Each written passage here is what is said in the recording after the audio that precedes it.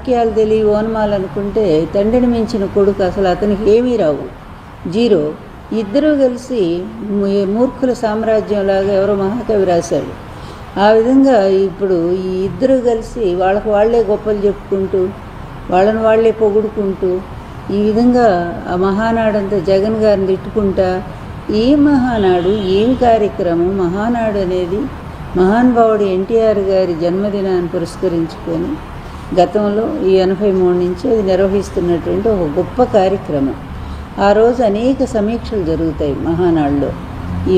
ఇప్పటి వరకు ప్రజలకు మనం ఏమి అందించాము, ఇంకా ఏమి చెయ్యాలి, మనము ఇచ్చినటువంటి హామీలు ఎంతవరకు అమల్లో ఉన్నాయి, ఇంకా అమలు చేయాల్సిన టైం ఎంత ఉంటుంది అని ఈ విధంగా ఎన్టీఆర్ గారు సీఎంగా ఉండగా ఆయన మరి పూర్తిగా ఆ మహానాడులో ఏమేం చేయాలో తీర్మానాలు చేసేవారు మహిళల కోసం. ఆ విధంగా వచ్చిన ఏ ₹2 కిలో బియ్యం కానీ తర్వాత అనేక పథకాలు రూపుదిద్దుకొని పేద వర్గాలకు ఒక పెన్నిధిలాగా ఎన్టీఆర్ గారు మహానాడు కార్యక్రమాన్ని నిర్వహించేవారు.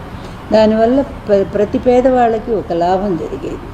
అట్లాంటి మహానాడిని తండ్రి కొడుకులు ఈరోజు ఎంత భ్రష్టు పట్టించారంటే ఎంత బోరుగా ఉంది ఆ కార్యక్రమం. జనాలు కూడా ఆఖరికి వాళ్ళ పార్టీ వాళ్ళు కూడా రాకుండా అక్కడ జెండాలు తగలబెట్టుకునే పరిస్థితిని కూడా మనం చూసాం అక్కడ.